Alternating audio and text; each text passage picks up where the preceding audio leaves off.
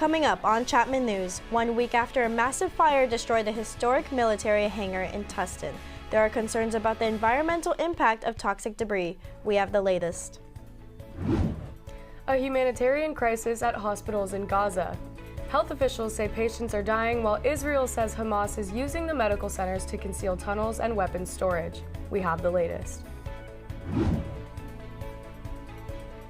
I'm Alexandra Conyards, live in Huntington Beach.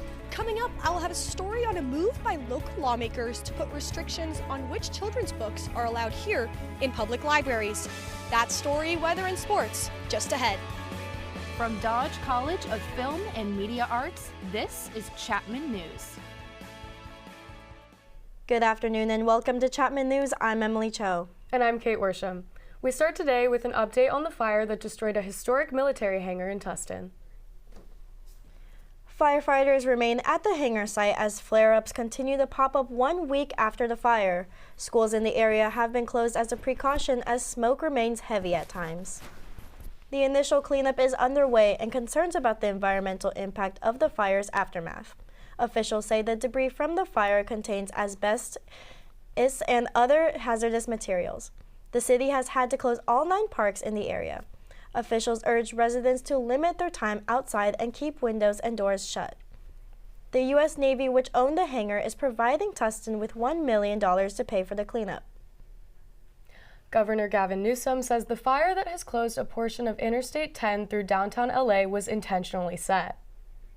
Firefighters battled a massive fire at storage facilities on Saturday. Winds pushed the flames under the freeway and compromised the structural integrity of about 100 of the freeway's support beams. More than 300,000 cars use that section of the 110 freeway each day. Officials say repairing it will be a priority and it could be open again within 3 to 5 weeks. Los Angeles Mayor Karen Bass said, quote, "It's disrupting in every way. Whether you're talking about traveling to and from work or your childcare plans and the flow of goods and commerce, this will disrupt the lives of Angelinos." The section of the I-10 Santa Monica Freeway that's been closed is near Alameda Street in LA. Hazardous materials teams have been working around the clock to clean up the damage. Thousands marched on the National Mall in Washington, D.C. today in a show of support for Israel. Meanwhile, calls for a ceasefire continue as conditions at hospitals in Gaza continue to deteriorate. Israel says Hamas has set up its main command center in tunnels beneath Al-Shifa Hospital, which is the largest medical center in Gaza City. Hamas and hospital staff deny the allegation. The European Union has publicly condemned Hamas for using hospitals and civilians as, quote, human shields. A spokesperson for the hospital says the situation is catastrophic, with more than 3,000 people still in the facility. So there is no safe space. Literally, there is no spot that is safe at the moment in Gaza. And this adds to the agony of people who cannot find food, who cannot find water. Protests against the war are continuing around the world. While thousands marched in D.C. today, many did the same in Israel. The families of the 240 Israeli hostages taken by Hamas last month were among those who marched from Tel Aviv to Jerusalem. Israeli Prime Minister Benjamin Netanyahu says his government is working relentlessly to secure the release of the hostages. According to the Gaza Health Ministry, over 11,000 Palestinians have been killed since the war began, just over a month ago. Over 2/3 have been women and children. Israel reports that 1,200 Israelis have been killed, most of them in the surprise Hamas attack on October 7th. The Israeli government says there will be no ceasefire without the release of the hostages. Here in Orange County, a student at Corona Del Mar High School has reportedly been suspended for saying "Free Palestine" to another student. School administrators are not commenting, but a social media post shared by the student's aunt shows an image of the letter signed by a principal, in which the incident is described as threatening. District spokesperson Annette Franco sent an email to parents last week stating that the Newport Mesa Unified School District supports free speech but will, quote, "not tolerate hateful speech in our schools, especially not hate speech that incites others to engage in negative behavior." The email also said the school will not support language that is targeted at a specific student population. This incident comes 1 month after another incident in which anti-Semitic symbols were reportedly drawn on school lockers. More than 1,000 trade workers at California state campuses walked off the job today in a one-day strike. The action comes amid stalled contract negotiations. Meanwhile, faculty at 4 Cal State schools plan to hold one-day strikes next month. The campuses are Cal State Poly Pomona, San Francisco State, CSU Los Angeles, and Sacramento State. The union representing the faculty says the walkouts are a reaction to the lack of progress in ongoing contract negotiations with the CSU Board of Trustees. The faculty are asking for a pay raise, smaller class sizes, and a full semester of parental leave. John Bruschke is a Cal State Fullerton professor and faculty rights co-chair for Fullerton's California Faculty Association chapter. He says these walkout strikes could create a greater impact felt around the CSU system. You know, the CFA movement, the labor movement, is part of the empowerment of the grassroots, the students, the faculty, and that's really there's a lot more at stake here. It's not really about a 10% increase versus an 8% versus a 12%. Contract negotiations continue to fail. The union says it is prepared to call for more faculty walkouts in the spring. The House is set to vote today on a plan to keep the government operating until next year. It's the first major test for new House Speaker Mike Johnson. Johnson is proposing a two-step plan. The first bill would fund 4 government agencies through January 19th, and a second bill would fund the rest through February 2nd. Neither bill includes additional aid to Israel or Ukraine. The conservative House Freedom Caucus has come out against Johnson's plan because it does not include spending cuts and does not address border security. It is not clear if there is enough GOP support to get the plan to a full House vote. Government funding is set to run out at the end of the day this Friday. The city of Huntington Beach plans to restrict what books are on the shelves of its public libraries. Chapman News reporter Alexandra Konyards is live outside of one of those libraries, and she has the story. Alex? That's right, Kate and Emily. Huntington Beach City Council recently approved a resolution restricting minors from accessing books with content of any sexual nature. The resolution also requires that any new children's books first be approved by a community review board before they can make it onto the library shelves. I spoke with residents to get their reaction. Here is what they had to say. Lindsay Click, Huntington Beach resident, children's librarian, and mother of 2, was shocked when she found out about the city council agenda item censoring children's books in Huntington Beach public libraries. My issue with what's happening is it's really favoring one type of parent, the parent that wants to be the most strict possible, over the parents that want to give their children sort of a safe way to explore and become more responsible thinkers and readers on their own. The agenda item, which passed City Council by a 4-3 vote, was put forth by Mayor Pro Tem Gracie Vandermark. Vandermark says the idea is to provide more oversight of children's books. My goal is to protect children. It will always be. And that will be the hill I will die on. If I can protect one child from looking at material that will damage them, then I'm okay with this. Vandermark contends the resolution is not a book ban, yet many critics, including Click, believe it is. If you look up the definition of a book ban, it's a book ban. It's stopping items that would be in the library otherwise from being in the library. The resolution attracted a passionate crowd to the October 17th City Council meeting, with many having to watch from an overflow room. 128 people signed up for the public comment period, which took about 5 hours. We must not comply to something as egregious as submitting our innocent children and grandchildren to pornography in a public library. What is missed in the resolution, however, is trust. We need to trust the existing system in place to protect children. The First Amendment Coalition, ACLU of Southern California, and Freedom to Read Foundation sent a letter to the Huntington Beach City Council urging members to vote against the resolution. Allison Lee, Los Angeles director for PEN America, a nonprofit organization raising awareness for freedom of expression in the United States, believes the resolution will most likely target books dealing with LGBTQ+ issues, race, and sexual coming of age. This idea that books and ideas and stories are something to be afraid of. Ideas are not what we should be afraid of here. And anything that suggests that they are is really a suggestion that people's stories, people's identities are not acceptable. And that's not what we have in a free country and in a democracy. As of now, the next step is for City Council to appoint the review board, which could number as much as 21 members. Yet it currently still remains unclear exactly which guidelines will be used to determine which books a minor will need a parent's approval for before they can read it. This is Alexandra Conyards reporting live in Huntington Beach. Back to you at the desk. Thanks, Alex. Just ahead, marking Native American Heritage Month. We'll be joined live by a local elder of the Chapman Nation here in Orange County. Stay with us. Everybody, let's take a look at weather headlines for today. Get those umbrellas ready because rain is expected tomorrow, lasting the rest of the week. Also, I have your local weather forecast, and hard to believe, but Thanksgiving is right around the corner. I'll have that forecast coming up after the break.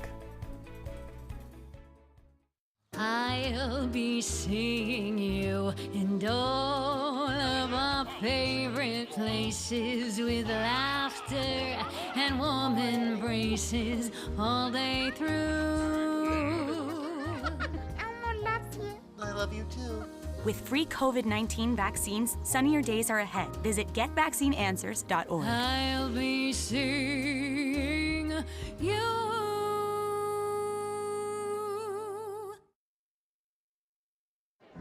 The black truck? Hey, Christina from accounting. Yeah, hi. Hey, I used to date a girl named Christina. Oh, really? Yeah, and then she dumped me for my best friend.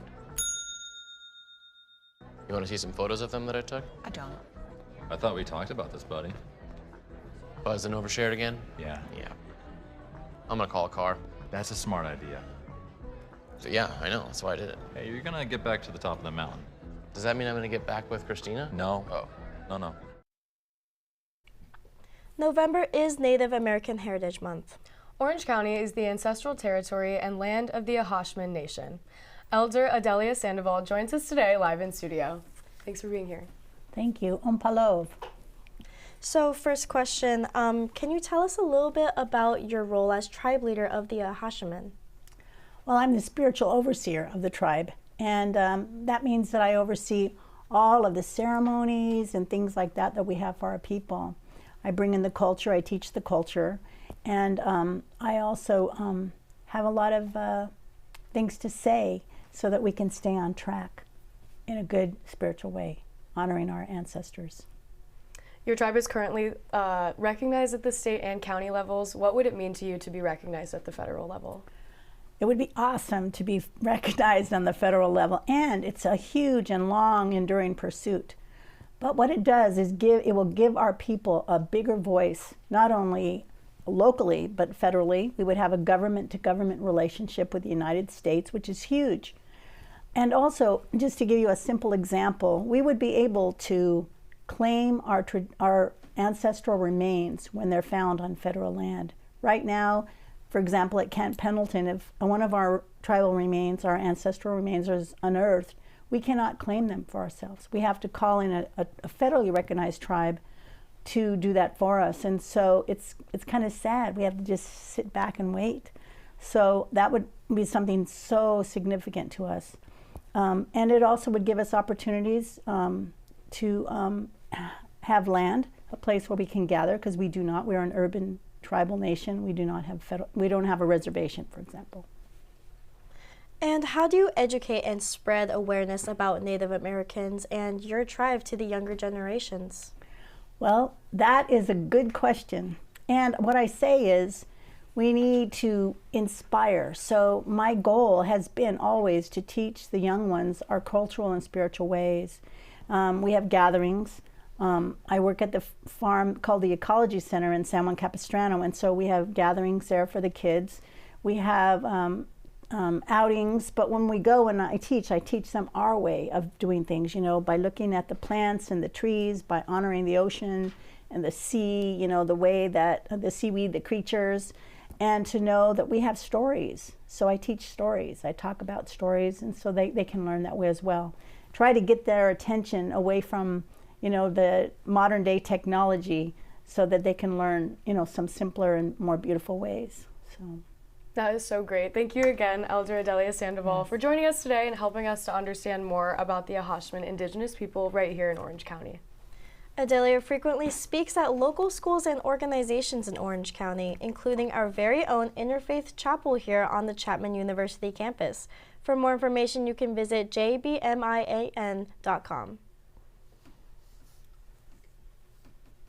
Some changes are coming to public elementary schools in California.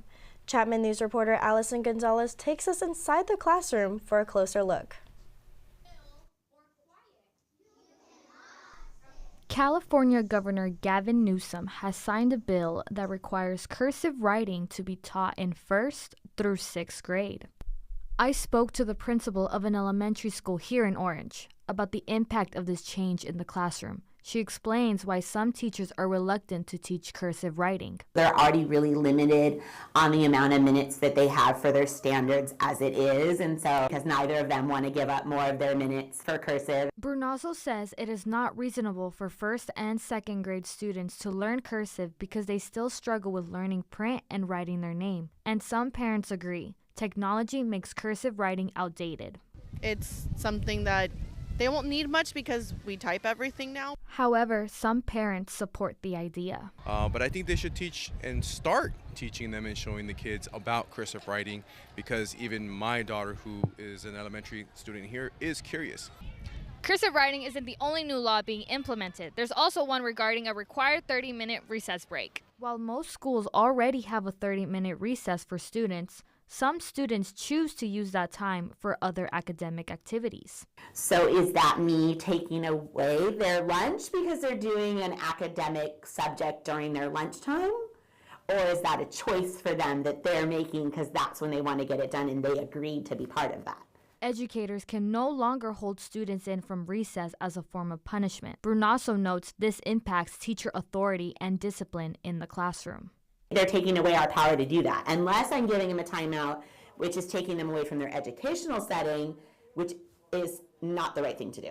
But one mother I talked to says recess time is vital to her children's development. A lot of kids need that time to get their wiggles out. I have a 1st grader and a daughter in TK, and they need that time or else they won't be able to focus. California Inspire Academy has pending plans to comply with the new law.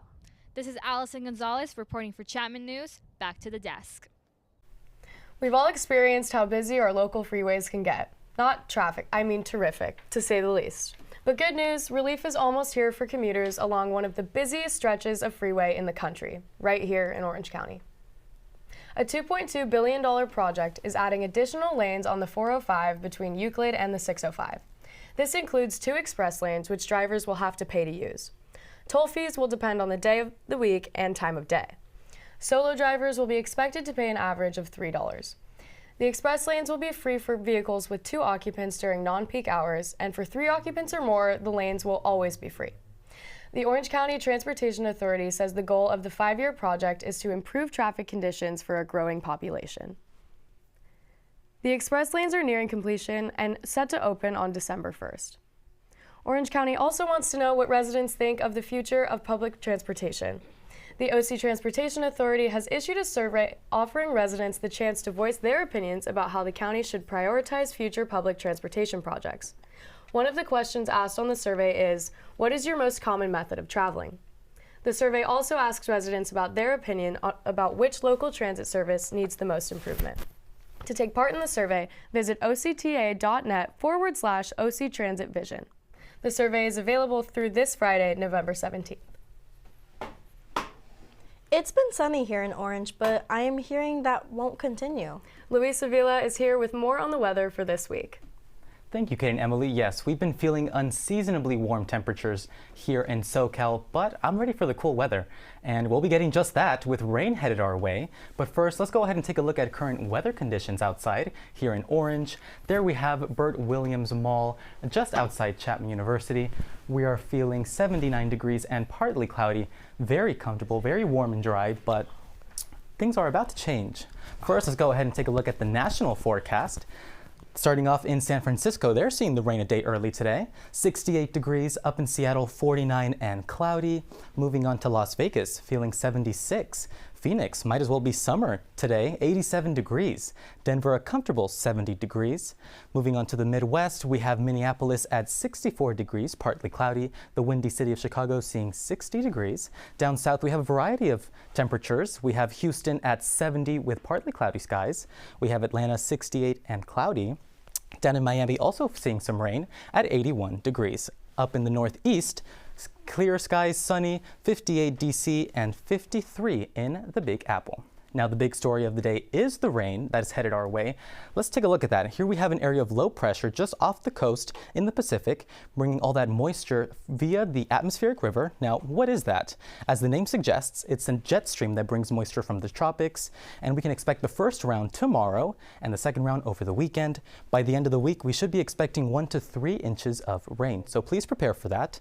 Now, zooming into our OC forecast, nothing really exciting, really. As usual, temperatures along the coast much cooler than inland. 73 Newport Beach, 74 Laguna Beach, 70 in San Clemente. Further inland, 77 Westminster as well as Irvine, 79 in Mission Viejo.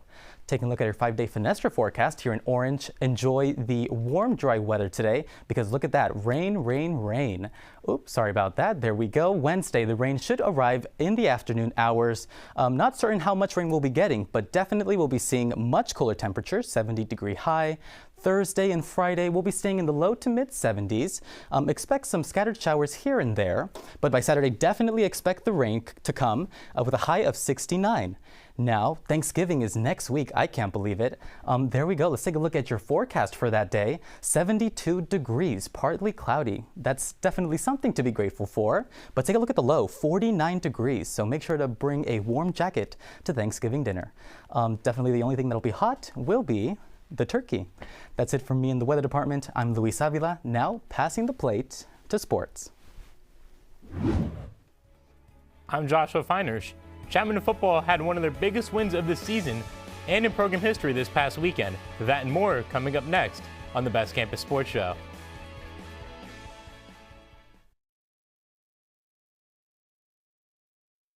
You are in the middle of a game. Adrenaline coursing through your body. And you are calling the shots.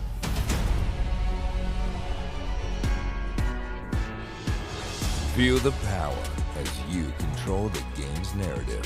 From commentator to camera virtuoso, replay wizard to unyielding director. There is no better experience than being in the moment. Challenge your limits and embrace the electrifying rush that comes with the crowd's roar. You never know the epic plays you will capture and the masterpiece you could make. You could be an amateur learning on the fly or a pro wanting to expand your skills. You will always fit in. And what better place to broadcast your skills than in sports? Never knowing what is coming next and always coming across something new. Join the Chapman Sports Broadcasting Network and experience the thrill of life. Surfing is a way of life for many here in Southern California, and a recent event held in Huntington Beach highlights the move to make the sport accessible to those with disabilities. Arbella Leach attended the 2023 Paris Surfing Championship, where records were shattered and barriers broken. The Paris Surfing Championship is an opportunity for surfers with disabilities to represent their country at the highest level. This year, the event set a record with 184 competitors from 27 nations. But for these surfers, it means more than a gold medal. They are overcoming adversity and growing the sport through inclusivity. 60-year-old para-surfer David Jeffrey is from England. He says he is grateful to have found this community. I surf for my own enjoyment, and I had no idea there were so many disabled people surfing. It's a complete eye-opener, empowering, joyful, brilliant. It's just marvelous. This year's championship also included a record 62 women. That's 1/3 of the total competitors. Team Canada parasurfer Victoria Feige made history at the championship by winning her 5th straight world title. The level of women's surfing is rising and the competition is getting better and pushing me. The level of competition is definitely increasing as Team France edged out the defending Team USA to take home the gold. With its historic year, many are hoping the championship helps the sport's push to be included in the 2028 Summer Paralympics. Team Portugal's Camille Abdullah says this is important for the next generation of adaptive surfers. Athletes that compete all over the world. To the new generations, it's very important. The governing board is set to announce if it will include the sport in the games by the end of this year. This is Bella Leach reporting for Chapman News. The Surf Santa competition in Dana Point is hosting its 15th annual competition this Friday and Saturday to benefit children with autism. The event features contestants battling it out on the waves in Salt Creek and also bringing awareness to the Surfers Healing Foundation, which teaches children with autism to surf. For more information on the event, you can visit surfingsantacontest.org. Moving on to more in sports news, Chapman seems to have had a pretty big win this past weekend. Chapman News sports reporter Josh Feinhersh joins us now with that and more. Thank you, Emily and Kate. Welcome back to this week's edition of the Best Campus Sports Show. The Lakers look to improve to 500 on the season without LeBron in the lineup due to a calf injury against the Trailblazers. The Lakers got the win by a score of 116 to 110. The stars of the game for the Lakers were Anthony Davis, who had 30 points and 13 rebounds, and Cam Reddish, who had 18 points and 7 rebounds. The star of the game for the Blazers was forward Jeremy Grant, who had 23 points and 7 rebounds. The Lakers play the Sacramento Kings at home tonight at 7 p.m., where LeBron is questionable to play. The Angels have made 2 new coaching hires official as of yesterday. This comes after hiring Ron Washington to be their new manager last week. Eric Young Sr. will be the new third base coach, and Ryan Goins will be the new infielders coach. Chapman football played in the SIAC championship game this past Saturday against Pomona Pitzer. The winner of the game received an automatic bid to the NCAA Division III football championship.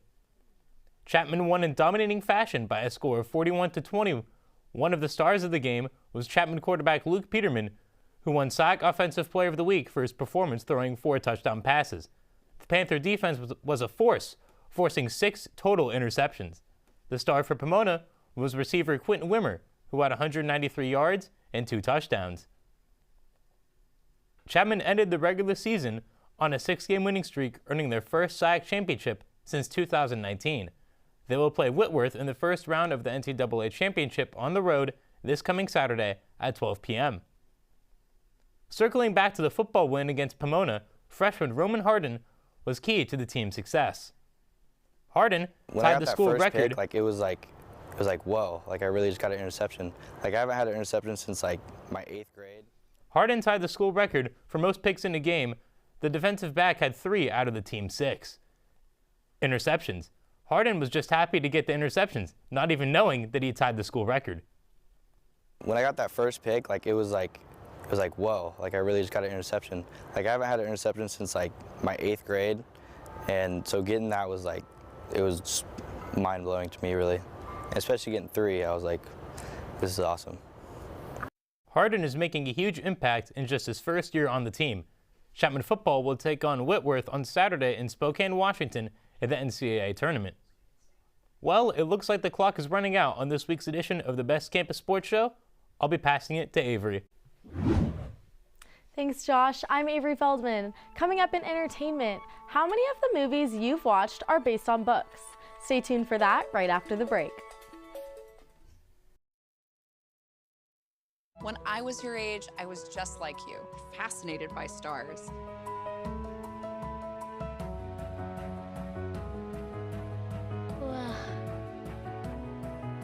But now I get to search for life in the universe. And who knows, maybe life is looking for us too. So we're like aliens to them? Yeah, Does anyone want to be a scientist now? I do. Awesome. We need more girls in STEM. Maybe we can find aliens. I adopted Bento in 2010 from a shelter. As it turns out, we have very similar personalities. And this cat makes me make art because he's always motivating me to take pictures of him, to draw pictures of him. He just is motivating artistically. It's just that simple. Well, he's my best friend, but a lot of people know him as Keyboard Cat.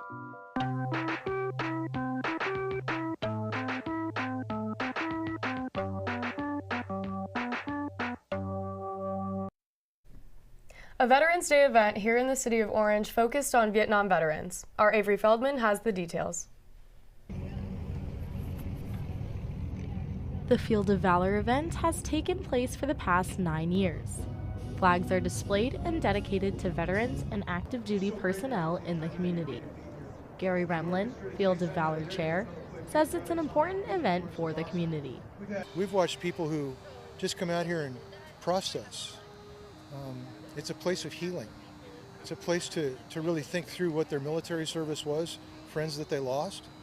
This year, 1,776 flags were raised. Each flag is dedicated to its own individual honoree. Henry Botts, who served in the Marines for 12 years, says he feels supported knowing there are people who care about him and his work. To me, the importance is celebrating those who are willing to serve and put their life on the line for all the freedoms that we have, and just being able to respect what they've done and to give them credit and honor. Veterans from the Vietnam War, Gulf War, and Korean War attended the opening ceremony. The ceremony included speeches from veterans to rescued civilians, as well as a pinning ceremony for those who served in the Vietnam War. Each military unit had an honoree to place the flag on the field. The freedom comes with a heavy price, and we just don't want to ever forget these people for what they've done and their sacrifice. Over 300 volunteers helped set up the flags. The Chapman University football team joined to help with heavy lifting. Working there and seeing the kids out here volunteering their time means a lot to me personally. Remlin also says it is important to continue the tradition for younger generations. I mean, we bus elementary school kids out here and teach them about the flag. I think that's something that we need desperately to teach our kids, and we get a chance to do that out here, so that's a really good thing. Each flag costs $35. The proceeds directly support the veterans. The flags will fly until this Saturday. I'm Avery Feldman, reporting for Chapman News. Some of the best movies came from books, and it's a pattern that's been trending for years. Our Avery Feldman is live in studio to tell us more. Thanks, Kate and Emily. While you are sitting at home watching that movie this holiday season, it will most likely be derived from a book. We all love the favorites: Harry Potter, Jurassic Park, Twilight, The Hunger Games, and many more. But one thing they all have in common is that each of these movies were based on a book. Films based on books make up 70% of the top 20 grossing films worldwide of all time. According to People magazine, 63% of Americans say they are more likely to watch a movie that is based on a successful book. However, and this goes against my own personal preference, over 50% of Americans will watch the movie first. Another interesting fact, the most successful screenplays are adapted from fictional novels. Also, over half of Americans prefer the ending of the book is to be accurately portrayed in the film. Makes sense if you ask me. 67% of Americans say the book is always better than the movie. That is something I can most definitely agree with, especially with Harry Potter. Harry Potter and the Deathly Hallows Part 2 is the highest grossing book-to-movie adaptation in history. The film generated over $1.3 billion. All 8 movies in total earned a combined $7.7 billion. Who wouldn't want to indulge in a fantasy world for 2 hours? So next time you go to pick out a movie to watch, take note of whether it is based on a book. You just might want to read it. I'm Avery Feldman reporting for Chapman News. Thanks, Avery. That's it for Chapman News this week. Be sure to check out our YouTube page at chapmannews.tv and make sure to follow us at Chapman News. I'm Emily Cho. And I'm Kate Worsham. Thanks for watching, and we'll see you in 3 weeks for the final newscast of the semester.